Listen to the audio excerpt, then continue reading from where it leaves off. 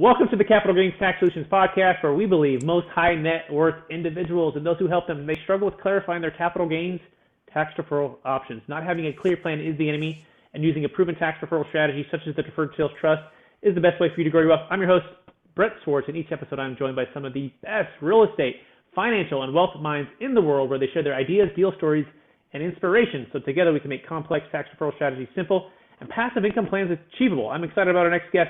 He's an Amazon best-selling author of The New Rules of Real Estate Investing and co-host of the Smart Real Estate Coach podcast. At the age of 25, he decided to leave the world of bartending and personal training and jump into the family business. It was one of the first big risks that he took in his life, as nothing was guaranteed. Plus, he knew absolutely nothing about real estate, but through hard work, in-house training, and implementation, he has now completed over 100 deals and growing. Please welcome to the show with me, Zachary Beach. Hey, Zach, how you doing? I'm great, Brett. You say you're in California. You speak just as fast as up here in New England. So I love that. You got a lot out in about 30 seconds. So this is gonna be a fun podcast. Yeah, absolutely. And are you a Patriots fan? Because the 49ers just beat you guys, and it's been a long time coming. Yeah, I am a Patriots fan. I am a huge Patriot fan. I mean, when I've grown up, and especially being in the Boston area, and now I'm located in Rhode Island, but I grew up in Central Mass. I mean, there wasn't a time where the Patriots, the Celtics, the Bruins, or the Red Sox didn't have either a winning season, win a championship. It's been quite lucky to grow up with that. It's unprecedented, and I have some family in Concord and then Brimfield, and so we get back there in Rhode Island for some family reunions and have some fun on the Cape. But I absolutely love Tom Brady. I was sad to see him go. I'm a huge fan of him, and he's now killing it in Tampa Bay. But that's for another conversation, another time. In the meantime, could we dive in a little bit to more of your story, and so tell our listeners a little bit more about that and your current focus? Yeah, absolutely. So when I was, as you said, about 25 years old is when I decided to leave that bartending world. I mean, I came from a family which had a single mother growing up, so I didn't have the best decisions or the best financial, support or anything like that. So I actually grew up relatively poor in a rich town. So by the time I left college, I had no idea what I wanted to do, and so I decided to bartend. I did that for a period of time. Started personal training because I said, heck, I like working out. We might as well get paid to do it.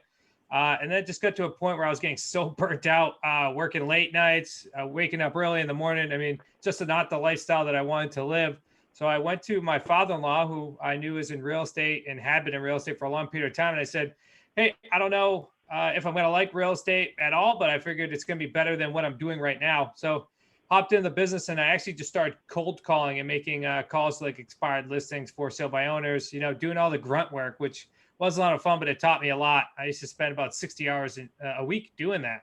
And it taught me a lot, and I grew relatively fast in real estate because of that. So fast forward, we're at 6 years later. I've done hundreds of deals, been involved in probably close to 1,000 deals now nationally with our associates. So it's been a heck of a ride, and my main focus now is to be able to help real estate entrepreneurs be able to grow and scale their business, live the life of their dreams, and do it without using their own cash, credit, or investors' money, because terms deals are becoming more and more relevant, especially with everything that's going on with COVID.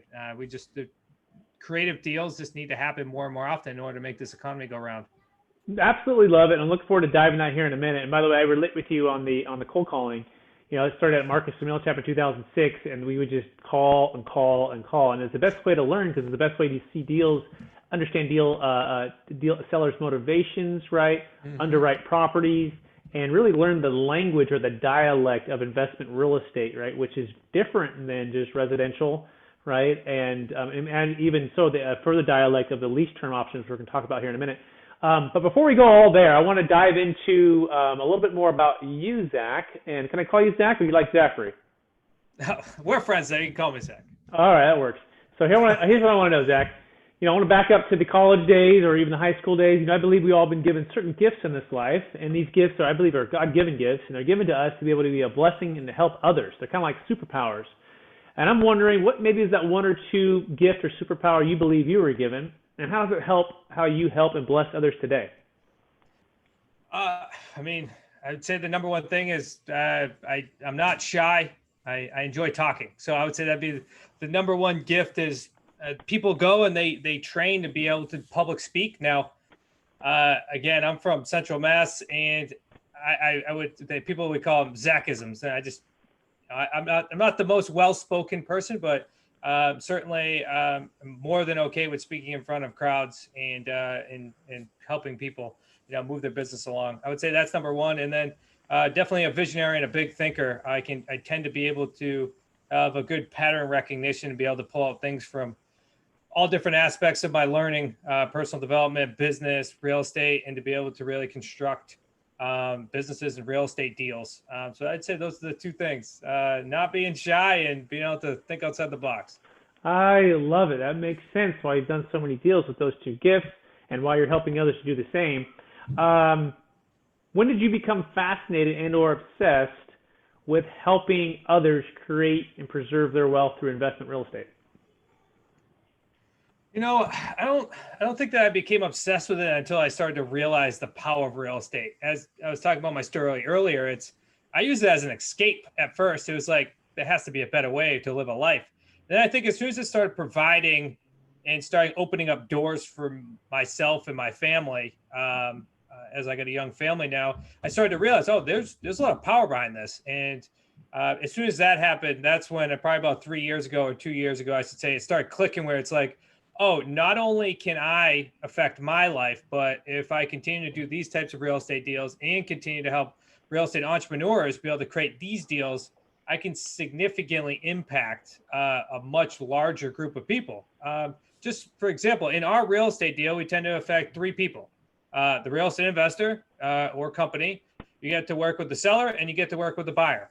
Those are the 3 people. And then because we're able to provide the path to home ownership, you're actually affecting some generational wealth too. So you start affecting the family in itself. But when we started being heavily focused on Smart Real Estate Coach and our real estate coaching company, we now help out hundreds of associates and students. So then they help out at least 3 people. So just the effect rippled. And that's when me and my family members and partners said, look, we can build this thing big in order to help out a massive amount of people, along with still doing our own deals. But if we want the biggest impact on the world, to actually put a dent in the world, then growing out this coaching business is going to be significant when it comes to, creating a movement and be able to help out more and more people. Absolutely love it. Yeah, at a certain point, the financial success only goes so far, right? And the fulfillment comes when you can give back and then using those gifts that you've been given to help others also grow themselves as well. So I love the personal training part of it, right? I love the coaching part of it. I love the real estate part of it. And then maybe if we all succeed, we can go have a beer at one of the bars you used to work at. Does that sound cool? Yeah, come on down. If COVID ever lets us again. But trust me, I worked at one of those fun ones too, like live bands. It was the one that you showed up at the end of the night. Like everyone showed up there at the end of the night. So yeah, those are, it feels like a lifetime ago. Beautiful. So now let's dive into the lease option. Let's get to the tactical here. So for our listeners who maybe aren't so familiar with that, right? They know about 1031 exchanges, they know about, deferred sales trusts and they've, but what is this lease option thing, Zach? And why should I consider it for my growth of my real estate portfolio? Yeah, absolutely. So lease options is one of what we call a terms business. And we focus on 3 different types, and that's owner financing, lease option, and buying properties subject to the existing loan. And the way we focus is with terms is to not put any down payment. So no money down, not using your own cash, not using your own credit, and not asking investors for money. So as you can see, the potential for that is it's very open to scale because you're not going to look for bank loans. You don't have to wait time in order to transfer funds. It just gives the ability to scale it. Also, there's little liability when it comes to these types of deals because you're not over leveraged. You're not putting much money down, if any, and you're letting the other, like the seller themselves, finance the property, or the title won't transfer, and you more or less have an option on this property. So when you talk about having the ability to scale and grow your wealth, you're going to really love when I talk about the backside of this, which is we get paid 3 different ways once we successfully complete a deal, which this is where the financial savvy comes in. And that is it doesn't matter which term we're doing. We usually sell on a lease option, and that is we're getting a non-refundable deposit from our buyers because they need time in order to qualify for a loan.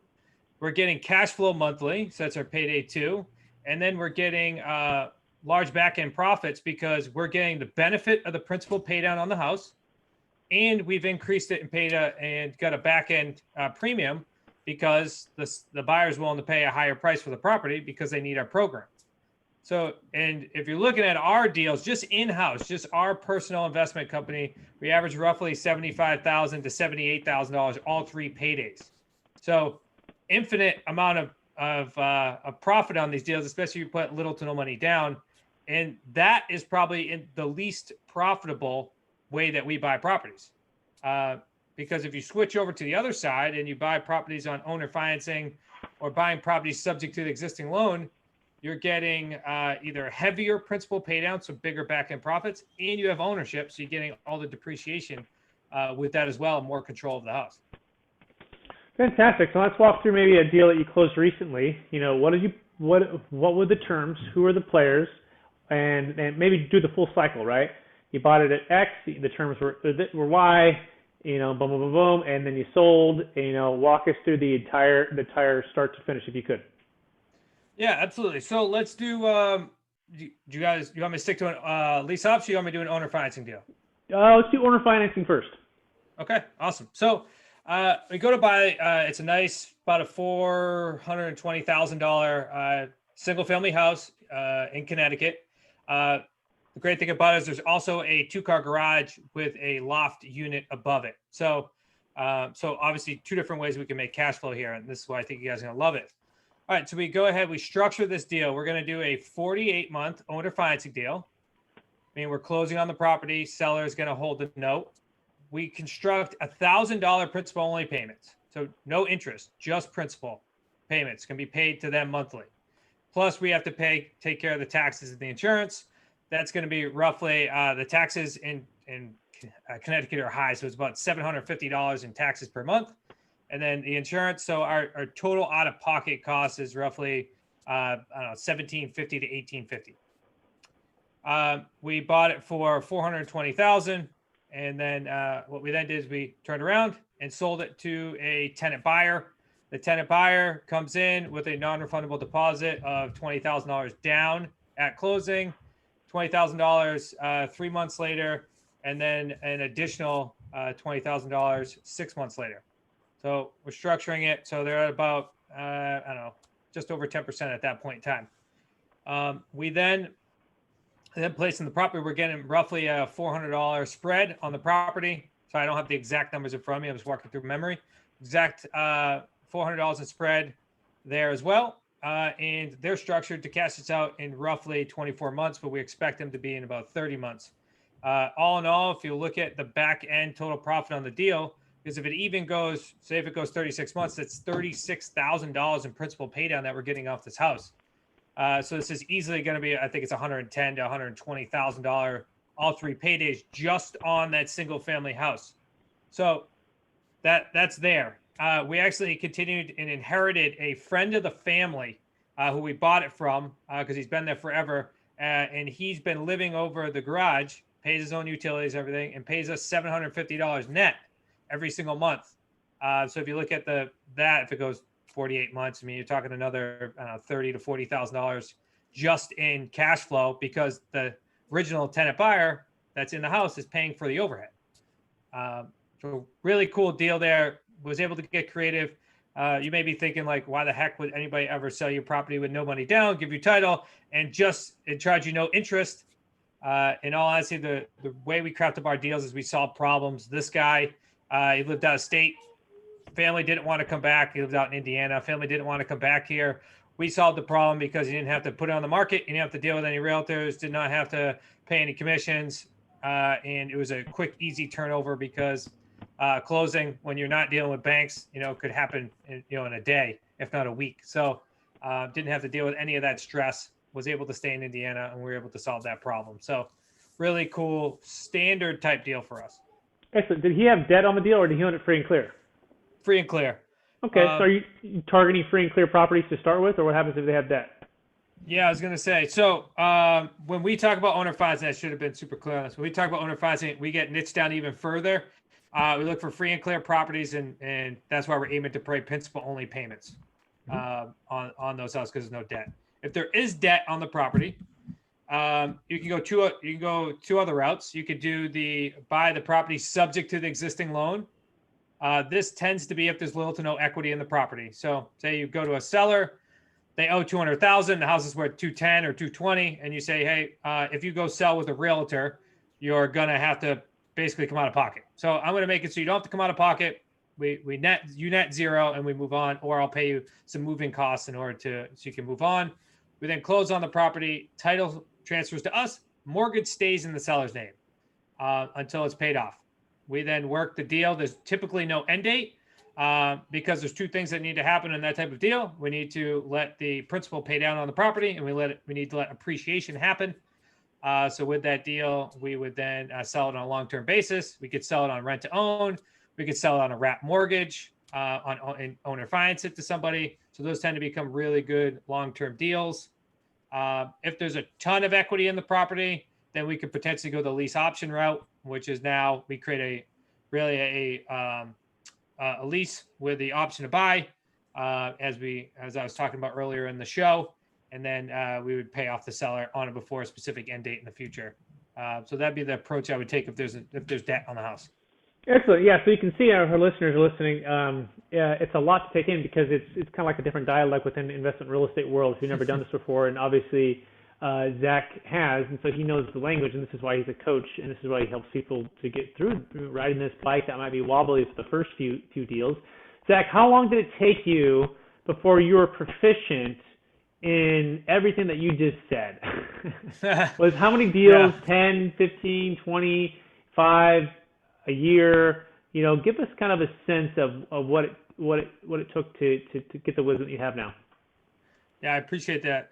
It's a good question, but I went through a lot. Not only did I say a lot, but I also from New England and I talk really fast. So, two things. You could just take two things out of what I said. Number one is the way we buy allows us to access roughly 80% of the market that cannot walk into a bank and qualify for loan. That's why buying and selling on terms is so relevant today, because people that could qualify for a loan 60 days ago cannot qualify for a loan anymore due to the regulations of banks. Although interest rates are way down, not as many people can qualify. So that's what we are able to access. And then number two is the way we buy and sell properties. It gives you the ability, the leverage, the control over an asset with little liability, with the least amount of liability possible when I look at other types of real estate deals. So it'd be the two things if you could take something away from this. And that's why it's real easy to do these, not easy, simple to do these deals and scale them. Yeah. As far as time frame on how long it's taken me, I would say it took me roughly 6 months to do my first deal.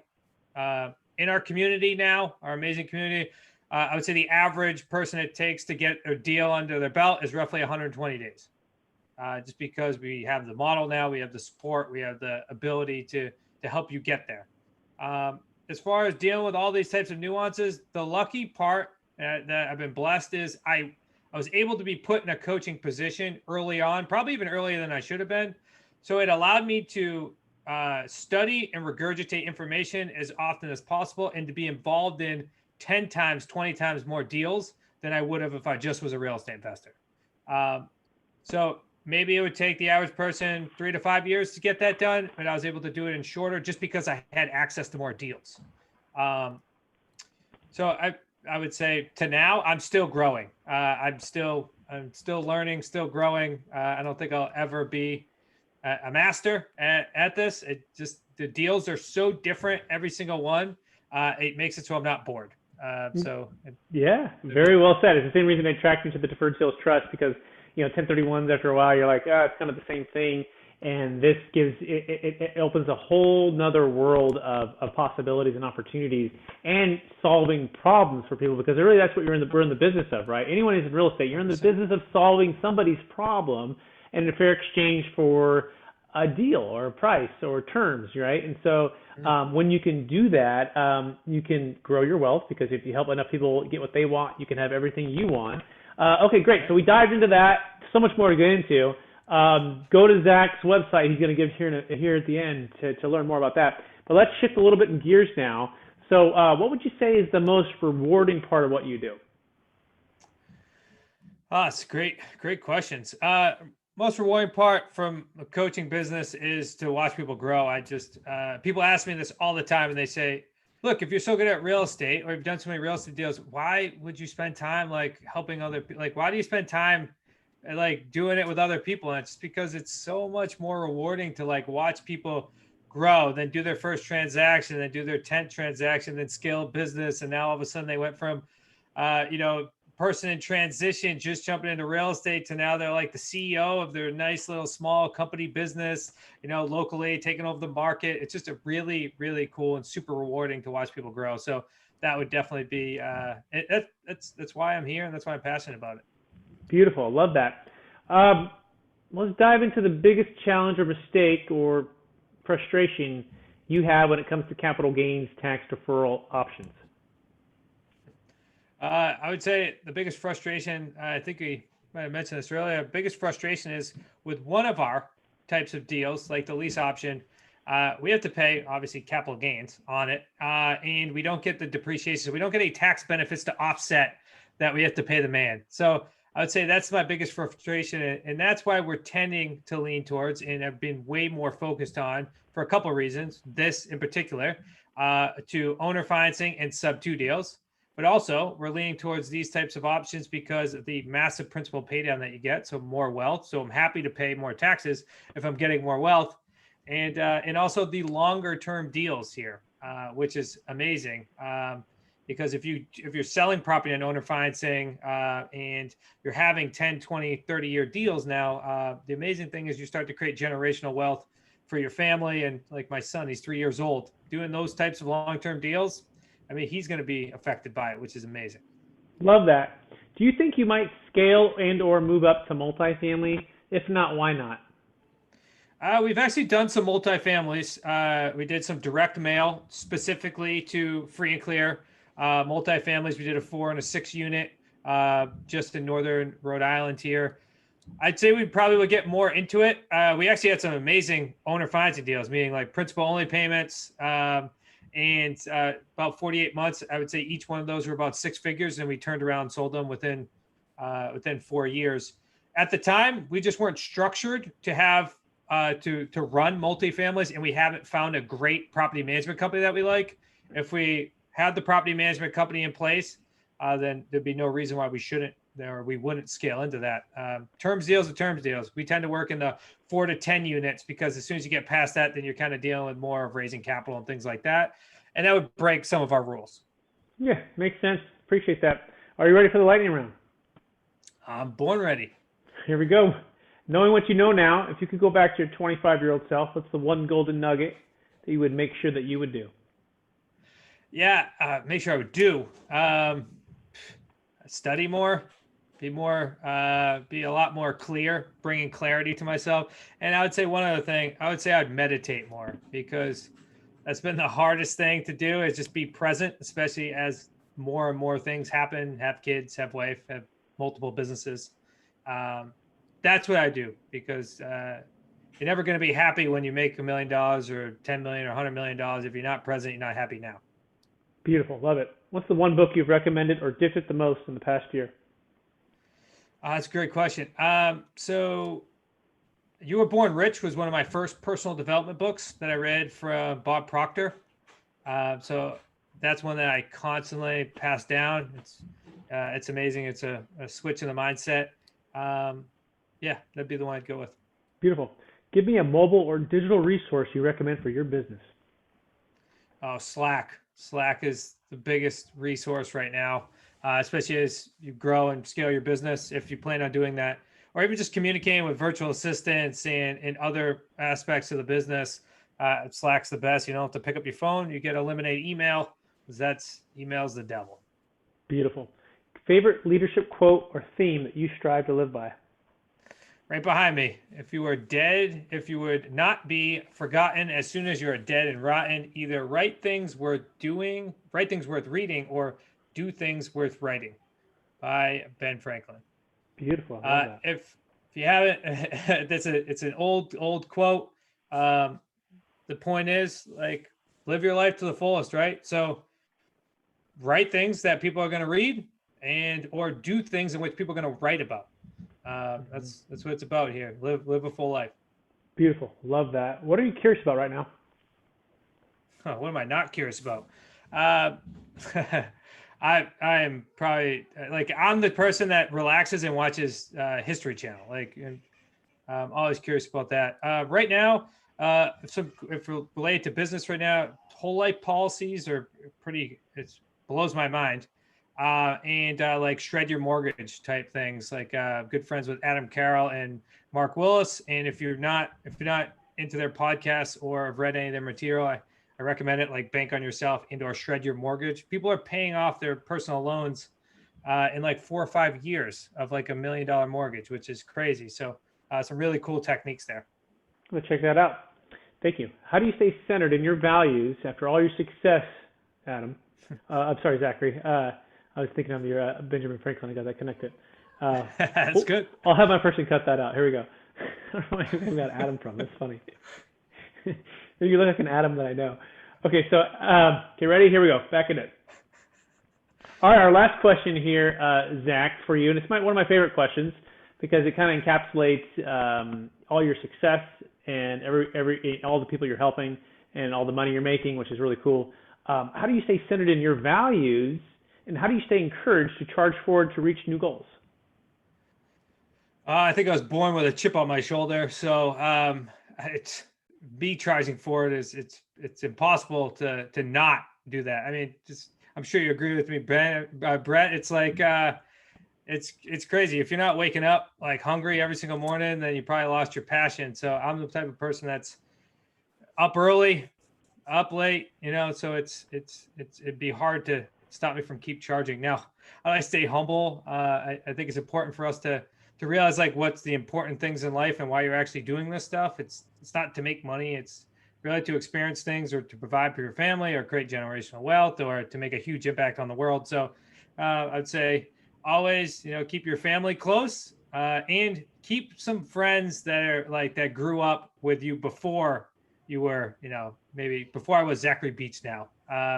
Because that will keep you humble. Hang out with some of your friends that knew you before, and trust me, they will make fun of you until you are humble. I absolutely love that. So well said. I can't think enough about the book, Rhinoceros Success. I have every team member read that within the first 30 days, and it talks about getting up and charging and having that mindset. And then, staying humble despite the success, right, and staying connected with your family and, of course, with your old friends. Beautiful, Zach. Well, I want to thank you for being on the show and sharing your gifts, your talents, and a part of your story with us. Would you remind our listeners one last time where they can find you if they want to connect? Yep. So go to smartrealestatecoach.com. And if you'd like to book a free strategy call with us as well, just go to smartrealestatecoach.com/action. Just be 6 simple questions. You'll be able to book a call. We'll chat with you further and see if this makes sense for you to incorporate either in your current business or to get involved if you're just getting started in real estate. Beautiful. And with that, I want to thank our listeners for listening to another episode of the Capital Gains Tax Solutions Podcast.